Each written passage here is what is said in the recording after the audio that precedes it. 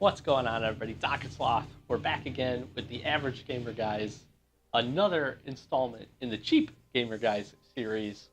We're playing some Hawken, as you guys can see, and this is actually so Sloth is really taking this series on his shoulders. So we're going to be having quite a few game previews coming up here in the next little bit. So stay tuned for that. Hopefully, you guys are enjoying this series. We spent a little bit of time just kind of browsing through the top free games. To be honest, I really didn't realize before we kind of kicked this off that there were so many games to pick from. So we were kind of just browsing through. I saw this. The thumbnail looked pretty cool. Some of the trailers for it looked pretty cool. So we downloaded it, and I'm actually, I'll tell you, very impressed and happy that we're trying this one out. For me, it reminds me actually a good bit of Armored Core. For those of you that played maybe way back in the day, some PlayStation, which is actually where I started. But Sloth, you said it reminded you of... Chrome Hounds, actually. If any of you guys played in the original Xbox 360, Chrome Hounds was a game that was very much mech-based like this. It was a little bit slower, so the pacing for Hawken we're going to see is going to be somewhere in between Chrome Hounds and Armored Core. Chrome Hounds was very, I would say, realistic, if you could do it, if you could think about it that way. It was really ambitious in what it did, and it did like a global war every couple months, where you had to choose your faction, and then the winning factions got things and the losers lost, and did all that. This we're going to see much like kind of the multiplayer. We're going to see kind of Call of Duty-esque. We've got some kind of team deathmatch set up where it's just kind of mindless shooting at each other. But we're also going to see like a horde mode kind of thing, almost like a Gears of War as well. But the pacing and the idea kind of takes some Armored Core, kind of takes some Chrome Hounds, mix them up a little bit. Yeah, a little bit of Titanfall too, I guess, when you can get into your mech. And I think the thing with this game, as we jump over, we'll talk through the mechs a little bit, and some of the customization, just to give you guys an idea. Customization is very Armored Core-esque for me, because you actually have a ton of options, which is really neat. But as far as like the pacing for the game, the actual combat, I was a little worried that it might be kind of clunky, especially sometimes when you get big mechs. You want the movement to be fluid enough, but also maybe a little clunky to be kind of realistic for it. And I think this actually does it quite well. There is a little bit of a pay-to-play aspect to it, in the sense that you got to at least put some time in. I will say we've only literally been playing this for, I might have put 2 hours in it today, and I've been able to pick up some of this stuff. So you'll see this tree here, probably the best way to go about it. When you first start off the game, you're going to jump into a co-op tutorial, pretty easy, just get you used to the controls and all that stuff, and then they'll essentially give you 2 mechs to start, and from there you can go into this big web that you see, and you can start to buy them essentially one by one. I've picked up the Assault class mech, and as we go along here, you can essentially select them, and you'll see that you can buy the base mech. You have primary and secondary weapons that you can change. You have consumable items that you can use and change, and then you have internals, which you can also kind of upgrade and change. So there's a ton of capability to customize to your playstyle, pick a mech. There's tons of different ones. There's sniper style classes, there's assault style classes, there's some heavier classes that we're kind of seeing with the one that I got on screen right now. So a lot of really very in-depth as far as the amount of options, which for me is going to kind of keep me coming back because I want to be able to progress through and buy a lot of the different stuff. You'll see there's 2 essentially forms of currency here. You have the red currency or credits, which is what you can actually pay for, which is probably how this game makes some money. But also you see the blue side credits, which is obviously a lot more. And those are earned through playing multiplayer matches, getting achievements, leveling your pilot up. And actually for us, Sloth, I mean, you can pipe in here, but I think you gain them pretty quickly. Enough so that I've been able to buy another tier mech and do some upgrades as well. Yeah, so and you got to play just a little bit more than I have while I was on the way home and all that. So you got I think you're about 1 mech ahead of me, like you said. So I just bought a new mech. We played I don't know, 30, 45 minutes in a horde mode. Yep. Made it decently far, and I got 2,800 credits. And like they start you with like 2,000, 2,000 plus. So it does seem to give you a lot. That is the nice part. Now it seems like the mech is kind of going to be the cheapest thing you have. Yeah. It's one big bulk purchase, but the customization options, everything is expensive. Yeah. So that's going to be where they'll kind of get you. If you just want to buy a mech and spit it out, that's great. That's probably what you're gonna have to start with at the beginning, and that's what I'm gonna end up doing here. But everything ends up being really expensive, and there are a lot of cosmetic things that force you to use the premium currency, the currency that you have to buy and that you can't earn. That I don't necessarily like, but they did stick with just cosmetics for those things. Right. So I will say that it seems like the weapons, like you said, Sloth, is probably the biggest thing that costs a lot. I think this mech that I'm showing you guys cost me about 5,000 credits. It changed the base weapon, cost me another 4,100. So that's where it gets a little expensive. I will say some of the other customization isn't too terrible.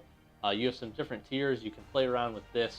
A bunch of different options to upgrade and do some things. I would say a lot of the internals and even the regular items, they're comparable. They're not terrible. They're definitely not cheap. Like to pick this radar scramble up, that's 2,000. So, but it's a pretty high tier. So it seems like a decent balance. You can definitely, for a few thousand credits, get yourself a new mech, upgrade it a little bit, and probably hold your own. And then, like Sloth said, jumping over, there are some cosmetics. You can do some paint and all that stuff, but most of them you actually can't get with, like he said, without paying for currencies. So you kind of take a little bit of good, a little bit of bad in hand. But with all that being said, we'll jump over. And like Sloth said, there are tons of modes. You can play Team Deathmatch, Missile Assault, Siege, regular Deathmatch. There are also some pretty cool co-op modes, which is what Sloth was talking about earlier. We did co-op Bot Destruction, which is essentially kind of a horde mode. You face waves of increasing toughness enemies. You actually get to kind of upgrade your mech slowly as you go along based on energy cores that are dropped from the enemies that you kill. You can jump into this with up to 4 players, or 2, like we have been doing, and you just get 2 random bot AIs, which is pretty neat. But for this, we're going to jump into a team deathmatch. The one thing about this, I don't know how long this game's been out, but I was a little worried. Sometimes with these free-to-play games, you don't maybe always find or think there's going to be a very big selection of people playing it. I was actually been very surprised with how quick some of the matches queue up and how many people have actually been playing. Yeah, if you want to queue that up, I'm gonna throw you a curveball. Initial release date, December 12th, 2012. This game has been out for almost 5 years, and from my research, it has actually seen a resurgence because it started on PC. And the big issue, which we're probably going to see here with this gameplay, it suffers from a lot of frame rate drops. Yeah. And on PC, that crap don't fly, because usually if you're on PC, it's because you want 100 frames per second on everything you do.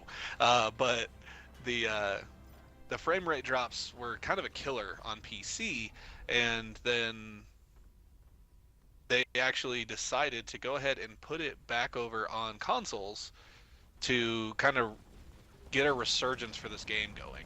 And it seems honestly to have worked. It's, we how long did we search right there? I don't know. 30 seconds? Not very long. Not even. We found a match real quick. The community itself doesn't seem to be huge, as far as like posts on Reddit and the size of subreddits and things like that. They don't seem to be gigantic, but I mean the gameplay is there. The people are there. We're not sitting around forever trying to find a match. Yeah, so the neat thing as we get in here, as you guys can see, it's pretty fluid. I will say I do agree that there are some frame rate drop issues. But I think I only really saw that when we were honestly playing the co-op bot mode. In the multiplayer, a few of the games I've played, because it's only, I think, up to 5v5, I don't think you're really seeing too much of that, which is pretty neat. But essentially here, this is it. This is the gameplay. You have a health bar down there at the bottom. You also have fuel, which will regenerate over time if you're not using it. That's what's allowing me to kind of boost. You can actually fly. I'm not much of a flyer. I'm definitely a booster. And then really your other triggers, just move your weapons around. You have some consumable items that you can use. And each mech class has a different ability as well. And honestly, the games, they'll go up to 40, but I think they start with 6 minutes each, which I've never seen them get anywhere close to finishing. Because honestly, the bots and your mechs actually have a good deal of health. So it's kind of neat to be able to get into, and not so fast-paced that you can't actually try to get some damage done and things like that. So I'm going to kill that guy. I would greatly appreciate that because I got him real close. At the assist points. You can also heal yourself, which is pretty cool, which I do like. Because if you're, to me, this definitely seems like it's got more kind of a strategic aspect to it as well, for the fact that you can get behind cover, your teammates can really help you out. And there are a lot of different neat items you can throw down. You can throw down deployable turrets. You see people doing that. They're actually marking targets, which is pretty neat. Sit here and just deal some damage away. And then you'll actually, the biggest thing you'll see that I'm trying to be conscious of, you'll see the 2 little red bars as I fire will actually increase. That's your heat meter. So as you fire weapons, you will increase that heat. And if you overheat, you shut down until that will recover itself. But nicely, I have the ability that allows me at least one time every about 30 seconds or so, once I use it, to make that a not factor, which is probably why I like the assault class. Yeah, no mystery there. That guy probably should not have flown in. Yeah, the flying. So flying is good. the sorry. No. the nice thing about the way that the multiplayer is set up is you don't usually wait a whole long time to actually get in games. The negative is going to be that the games aren't always like super populated, as Right. you can see. I gotta get out of here. Me too.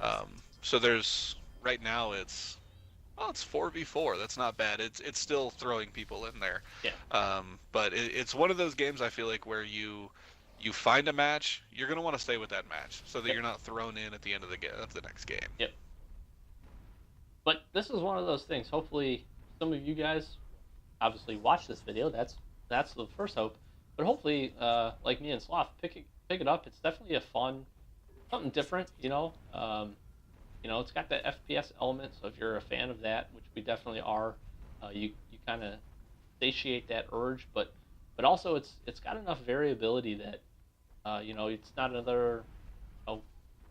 Honestly, it's not another Halo. It's not another Call of Duty. And it gives you some good options, and heck, it's free, so you can't argue with free. That's the best, man. I'll play anything if it's free. I'll give it a shot at least. Which again, I've been impressed with. I really did. I saw the trailers, and you can watch them. Just literally go into top 3 games, and you can take a look at it. I was a little worried that the controls would be clunky, the combat wouldn't be as smooth as it needs to be.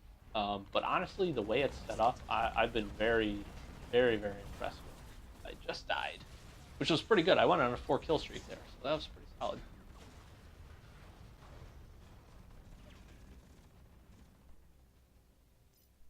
The other neat thing is that if you do get, like we saw right there, if you do get a couple different mechs, you die, gives you the capability to swap classes out, which is cool. So if something's tearing you up, you can try to find the counter for that, which is neat. Sloth, I see you're on a 3 kill streak there. Doing my best, man. You're still MVP, it looks like. That would be pretty sweet. Pretty sweet. A couple kills in there. Not bad at all. Yay! I participated. You were First there. game with the new mech. That's what I'm gonna chalk it up to. Yeah, likely story. So that'll kind of wrap it up, as you can see. And here we go. Kill streaks, match wins, match time, all cranking up for some credits. Especially the level ups are honestly the biggest thing. That's where you'll gain couple thousand credits per level up. And I'm only level 6, and the level ups they seem like they happen pretty quickly. So new pilot levels are definitely the way to go. We're going to kind of wrap it up there. We'll jump into some more gameplay as we kind of close this thing out. But first of all, hopefully you guys are enjoying the series. Especially after playing this game, I'm super excited to continue this series and see what else is out there, especially free-to-play games. I'm a big fan of not having to put money into them. But if they are really neat, honestly, this being one of them, throwing a couple dollars its way wouldn't be the worst thing. So hopefully you guys enjoyed the series. If you did enjoy this game, get out there, download it, and let us know what you think. We really are curious to see if you guys are liking it, or if you've played it before. Like Sloth said, this game's been out for a really long time. So there's probably tons of you out there who have actually downloaded this and tried it. So if you have any tips for the rest of the community, please feel free and let us know. Sloth, anything else to close us out? That's all I got. I really do appreciate you guys checking this out. Hopefully this series is helpful to you and balling on a budget. That's what keeps coming up. So I hope this is helpful to you guys for being able to enjoy games at a decent price.